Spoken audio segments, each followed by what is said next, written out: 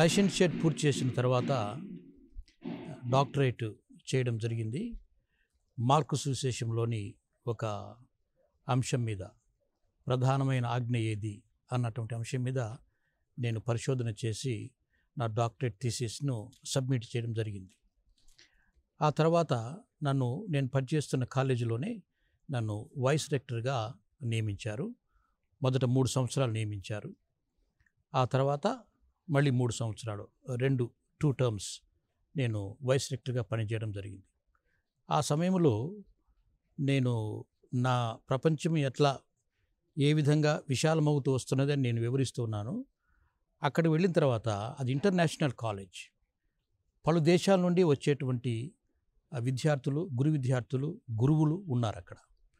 వారి మధ్యలో జీవిస్తూ, వారి సాహచర్యంలో, వారి స్నేహంలో జీవిస్తున్నప్పుడు నా ప్రపంచం మరికొంచెం విశాలమైంది.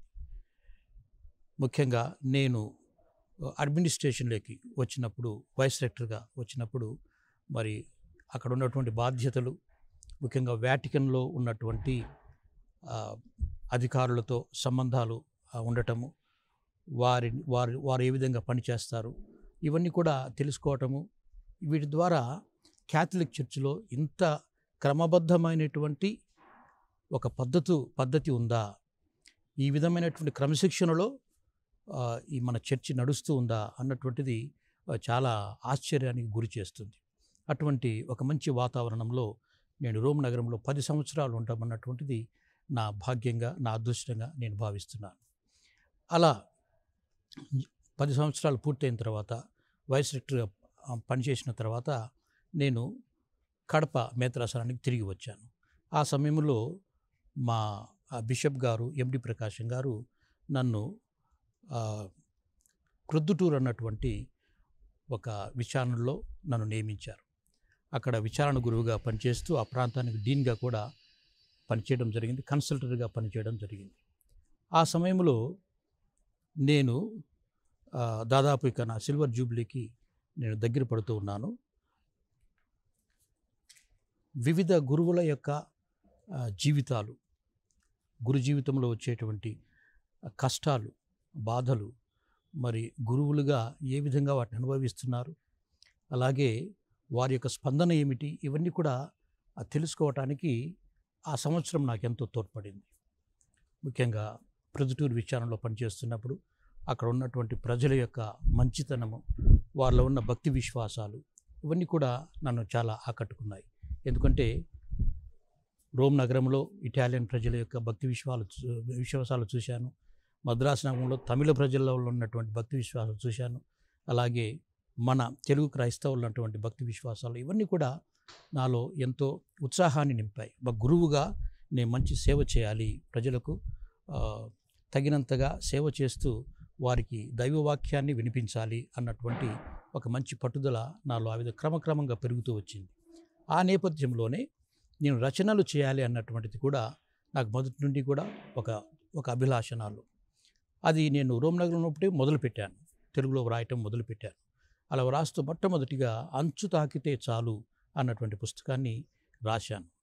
ఈ పుస్తకం యొక్క విశేషం ఏమిటంటే, బైబిల్లో ఉన్నటువంటి, ముఖ్యంగా సువిశేషంలో ఉన్నటువంటి కొన్ని సంఘటనలు తీసుకొని వాటిని వివరిస్తూ, ఆ వివరణలో అక్కడ ఉన్నటువంటి ఆ పాత్రలు సజీవంగా మనకు అందించేటువంటి అనేక విషయాలు, ఒక ప్రేరణాత్మకమైన విషయాలను అందులో పొందుపరచడం జరిగింది. చాలామంది పాఠకులు పుస్తకం చాలా బాగుందని కూడా మెచ్చుకోవడం నా అదృష్టంగా నేను భావిస్తున్నాను. దైవసేవ ఆ విధంగా చేయడానికి కూడా నాకు అవకాశం కలిగింది. ఆ తర్వాత నేను అలా వ్రాసుకుంటూ వస్తూ దాదాపుగా 10 పుస్తకాలు ప్రచురించి ప్రజలకు అందించడం జరిగింది. ఇవన్నీ కూడా మత సంబంధమైనటువంటి పుస్తకాలు, 1-2 కథల పుస్తకాలు ఉన్నప్పటికీ కూడా అన్నీ కూడా మత సంబంధమైన విషయాలు, భక్తిని పెంపొందించే విషయాలు, బైబిల్ నేపథ్యంలో వ్రాసినటువంటి విషయాలు ఎక్కువగా అందులో ఉన్నాయి. ప్రొద్దుటూరులో పనిచేసిన తర్వాత Saint John's regional seminary, major సెమినరీలో అప్పుడప్పుడు వెళ్ళి నేను బోధన కూడా చేయడం జరిగింది బైబిల్లో. అలా చేస్తున్న సమయంలో మరి ఏపీబీసీ, ఆ సమయంలో ఉన్నట్టు ఏపీబీసీ పీఠాధిపతుల సమాఖ్య నన్ను ఇక్కడ ప్రొఫెసర్గా పనిచేయమని నన్ను ఇక్కడ నియమించారు. 2008వ సంవత్సరంలో నేను ఈ సెమినర్కి రావటం జరిగింది. ఇక్కడ స్క్రిప్చర్ ప్రొఫెసర్గా, అలాగే కోశాధికారి ప్రొక్యురేటర్గా కూడా నన్ను నియమించారు. నేను ఒకవైపు బోధన చేస్తూ అలాగే కోశాధికారిగా విధి నిర్వహిస్తూ అలా 4 సంవత్సరాలు అలా గడిపాను. అలా గడిపిన తర్వాత ఆ సమయంలోనే నేను నా జూబిలీ చేసుకోవడం కూడా జరిగింది. 2012వ సంవత్సరంలో నా సిల్వర్ జూబిలీ చేసుకోవడం జరిగింది. ఆ సమయంలో నేను ఆధ్యాత్మిక వడకం చేయడం జరిగింది. రిట్రీట్ అంటారు కదా.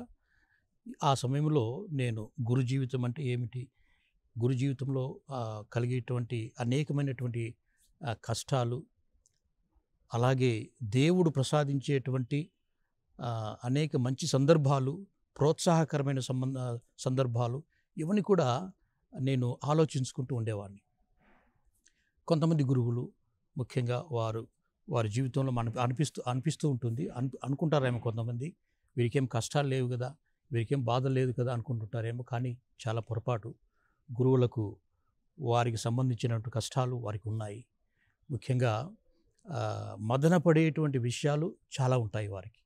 వారిలో వాళ్ళే మదన పడుతూ ఇతరులకు చెప్పుకోలేనటువంటి పరిస్థితులు కొన్ని ఉంటాయి. అటువంటి సమయంలో వారిని మరి సీనియర్ గురువులు వారిని ఆదరించి వారిని ప్రోత్సహిస్తూ ఉంటారు. అలాగే బిషప్ గారు కూడా వారిని ప్రోత్సహిస్తూ వారికి మంచి అవకాశాలు దయచేస్తూ మంచి దారి నడిపిస్తూ ఉంటారు. అన్నిటిని మించి వారికి ప్రార్థనా సహాయం ఉంటుంది. ఎందుకంటే వారు అర్చకులుగా, యాజకులుగా దైవ బలి, దేవుని కుమారుణ్ణి బలి అర్పిస్తూ ఉంటారు. అది చాలా చాలా అద్భుతమైనటువంటి ఒక అదృష్టం వారికి. ఎందుకంటే ఎంతమంది ప్రజల ముందు ఆ యాజక పదవి నిర్వహించడము, అలాగే ఆ బలిని దేవునికి సమర్పించడం అన్నటువంటిది చాలా గొప్ప భాగ్యమైన స్థితి. ఆ స్థితిలో మరి వారు తప్పనిసరిగా దేవుడు వారిని ఆశీర్వదిస్తారు. మేమందరం కూడా అయోగ్యమైనప్పటికీ కూడా మేము ఉచ్చరించేటువంటి మాటల వల్ల, చేసేటువంటి క్రియల వల్ల భగవంతుడే అసలు పీఠం మీదకి దిగి రావడం ఏమిటి, మరి ప్రజల మధ్యన ఆయన జీవించడం, నివసించడం ఏమిటి, అప్పరూపంలో ఇతరులకు ప్రవేశించడం ఏమిటి, ఇవన్నీ కూడా మేము ఎంత మాత్రము నోచుకోము. నేను మొదట 7 సంవత్సరాలు సెమినరీలో పనిచేశాను. ఆ సమయంలో విద్యాబోధన చేయడం జరిగింది. బైబిల్లో విద్యార్థులకు బైబిల్ గురించిన విశేషాలు, స్క్రిప్చర్లో లోతైన విషయాలు వారికి బోధించడం జరిగింది. ఈ 7 సంవత్సరాలు పూర్తయిన తర్వాత నేను మళ్ళీ కడప మేత్రాసనానికి వెళ్ళాను. కడప మేత్రాసనంలో నన్ను బిషప్ గారు ఛాన్సలర్గా నియమించారు.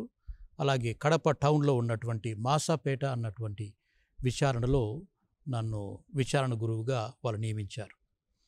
అక్కడ పనిచేస్తున్నప్పుడు నాకు అక్కడ ప్రజలతో ఒక మంచి అనుబంధం ఏర్పడింది. వారి విచారణ గురువుగా నేను ఎంతో సంతోషంతో అక్కడ పనిచేయడం జరిగింది.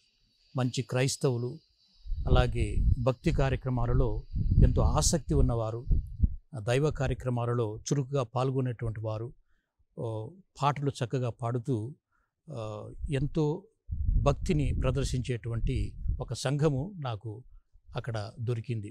ఆ మాసాపేటలో అక్కడ నేను సంతోషంగా 7 సంవత్సరాలు పనిచేయగలిగాను. అక్కడే బాలయేసు అన్నటువంటి మంటపాన్ని నిర్మించి బాలయేసు మీద భక్తిని పెంపొందిస్తూ అది ఒక పుణ్యక్షేత్రంగా ముందు వెలసి అనేక మందికి ఆశీర్వాదకరంగా ఉండాలి అన్నటువంటి ఒక సంకల్పంతో ఒక మంటపాన్ని కూడా అక్కడ నిర్మించడం జరిగింది. ఈనాటికి కూడా ప్రతి సంవత్సరము అక్కడ వేడుకలు చేస్తూ బాలయేసు యొక్క భక్తిని ఆ విధంగా పెంపొందించడం జరుగుతూ ఉన్నది. మరి మాసాపేటలో పనిచేసేటప్పుడు నేను ఛాన్సలర్గా కూడా పనిచేస్తూ వచ్చాను.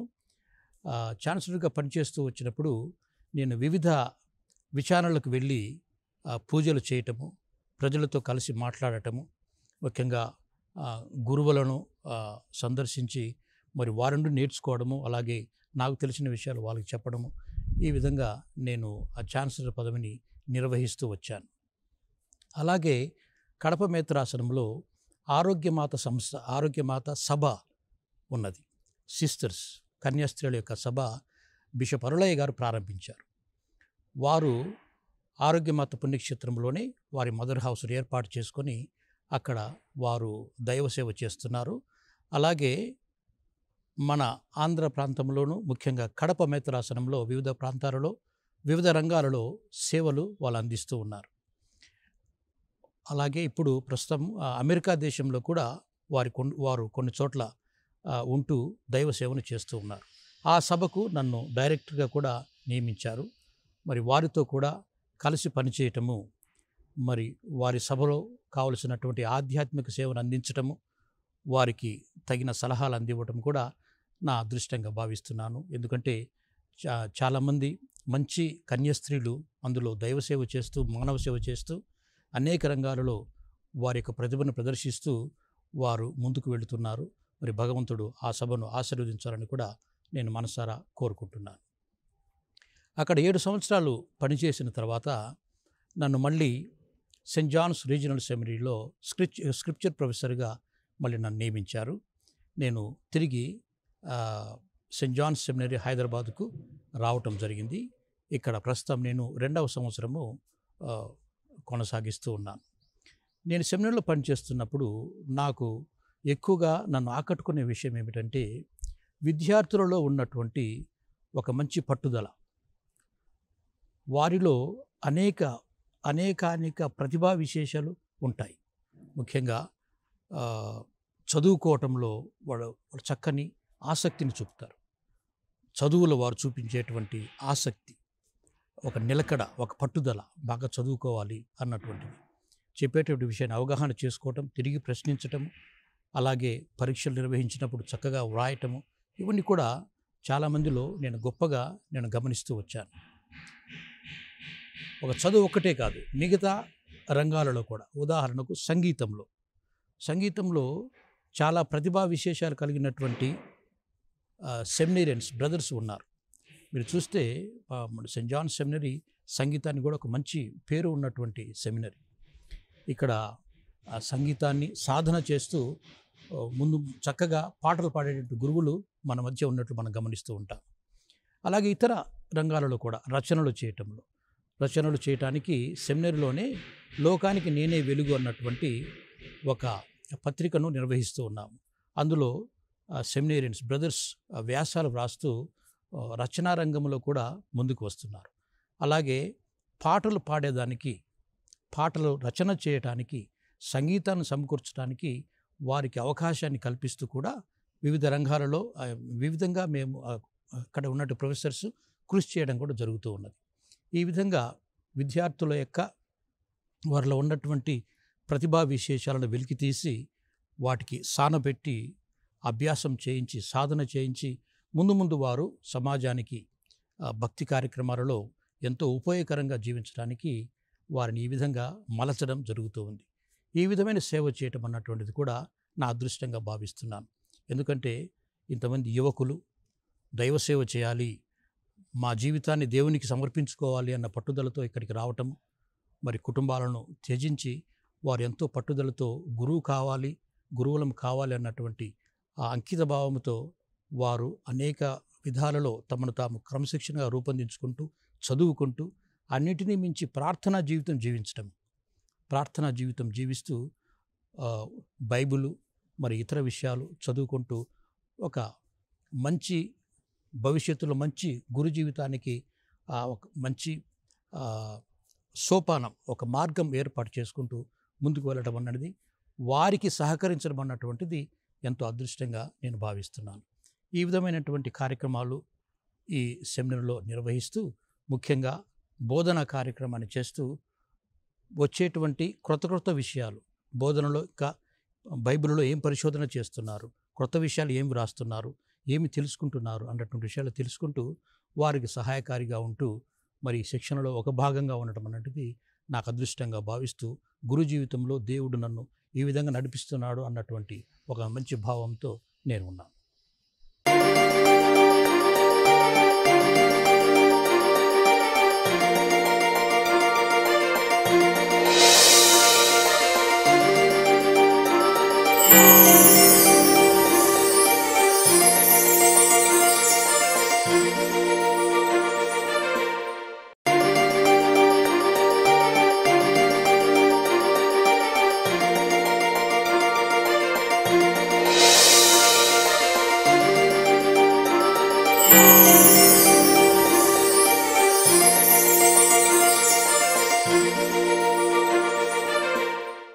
తెలుగు కథోలిక క్రైస్తవుల చరిత్రలో దివ్యవాణి టీవీ ఆవిష్కరణ అన్నటువంటిది ఒక గొప్ప సంఘటన.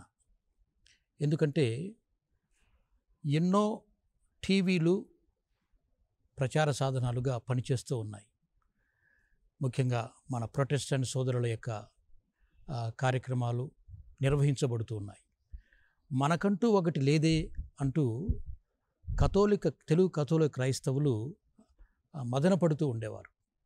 మరి ఆ సమయంలో ఒక ఆశాకిరణంగా మన మధ్యకు వస్తూ మనందరికీ కూడా కథోలిక సిద్ధాంతాలలో కథోలిక సాంప్రదాయాల్లో ఉన్నటువంటి ఆ గొప్పదనాన్ని మనందరికీ కూడా తెలియచేస్తూ ఎంతో గొప్పగా రాణిస్తున్నటువంటి టీవీ మన దివ్యవాణి టీవీ. నిజానికి కరోనా వచ్చినప్పుడు కూడా ఎంతోమంది ఇంటికే పరిమితం అయిపోయారు. అసలు దివ్య బలి పూజ కూడా చూడటానికి వారికి అవకాశం లేకపోయింది. అటువంటి సమయంలో మన ఇంట్లోనే మన మధ్య దివ్య బలి పూజ చూసేట్టుగా, అలాగే భక్తి కార్యక్రమాలు చూసేట్టుగా ఎన్నో అవకాశాలు మనకు ఇస్తూ ఈ టీవీ మనకు ఎంతో గొప్పగా దివ్యవాణి టీవీ చేసినందుకు మనం దేవునికి కృతజ్ఞత చెప్పాలి.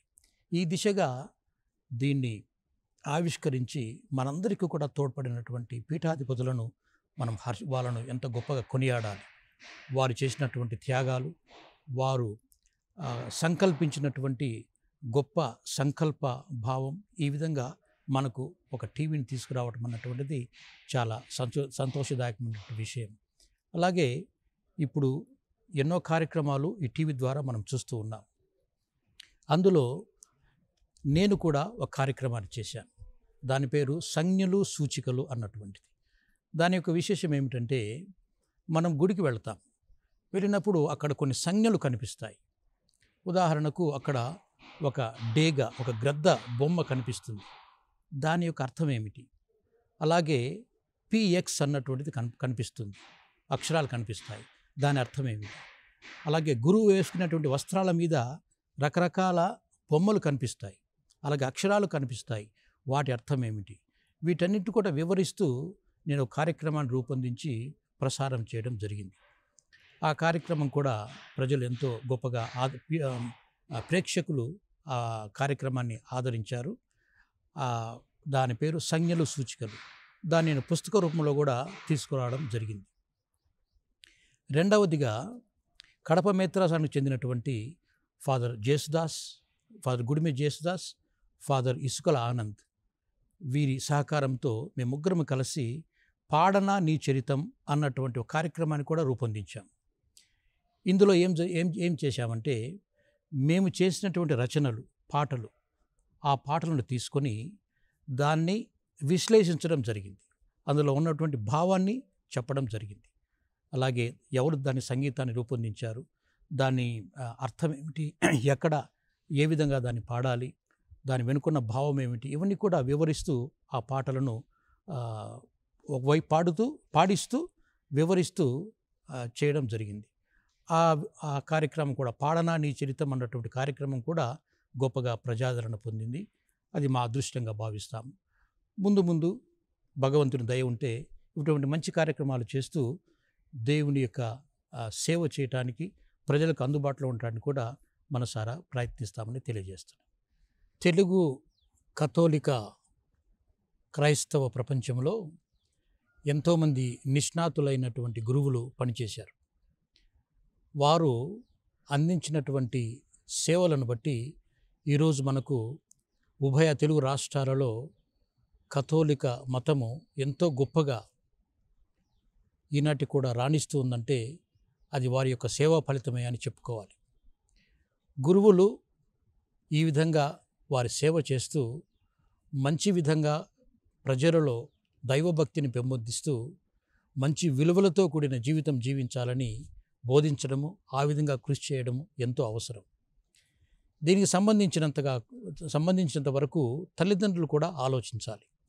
ఈ కాలంలో తల్లిదండ్రులు వారి కొడుకులు, కూతుర్లు డాక్టర్లు, ఇంజనీర్లు, సాఫ్ట్వేర్ ఉద్యోగస్తులు అవుతే బాగుంటుంది అని అనుకుంటూ ఉంటారు. మంచిదే, దేవుడు ఆ విధంగా కూడా ఆశీర్వదిస్తూ ఉన్నాడు. కానీ దైవసేవ కూడా మనము మన పిల్లలను పంపించడానికి ఉద్యుక్తులం కావాలి. ఎందుకంటే దైవసేవ ప్రజాసేవ జరుగుతూ ఉండాలి. అప్పుడే మనకు దైవ సంస్కారాలు ప్రజలకు అందివ్వబడతాయి. దేవుడు ప్రజల సమీపానికి రావటానికి మరి గురువులు వారధులుగా ఆ విధంగా పనిచేయడానికి వీలవుతుంది. ఆధ్యాత్మిక జీవితం ఆ విధంగా కొనసాగాలి. కాబట్టి మన వైపు నుంచి కూడా ఎంతో కొంత త్యాగం చేస్తూ మనము మన పిల్లలను కూడా గురు జీవితానికి పంపించడానికి మనం ప్రయాసపడాలి. ఈ విధంగా మన మధ్య ఉన్నటువంటి అనేక సదుపాయాలతో, అనేక పుణ్యక్షేత్రాలతో, మంచి గుడులతో, మంచి క్రైస్తవ సంఘముతో కథోలిక జీవితం పరిడవిల్లాలని మనసారా కోరుకుంటున్నాను.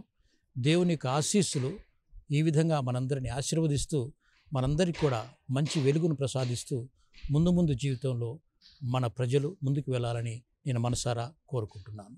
చివరిగా దివ్యవాణి టీవీ ద్వారా నా దైవ పిలుపును, దేవుడు నన్ను అనుగ్రహించిన తీరును, నన్ను మలచిన తీరును, నా గురుత్వ జీవితంలో నాకు తోడుగా ఉన్నటువంటి విశేషాన్ని, గురుత్వ జీవిత విశేషాలను మీతో పంచుకోవటానికి నాకు అదృష్టం కలిగింది. ఈ అవకాశాన్ని కలిగించినటువంటి దివ్యవాణి యాజమాన్యానికి నేను కృతజ్ఞతలు చెల్లించుకుంటున్నాను. మిమ్మందరినీ దేవుడు దీవించునుగాక.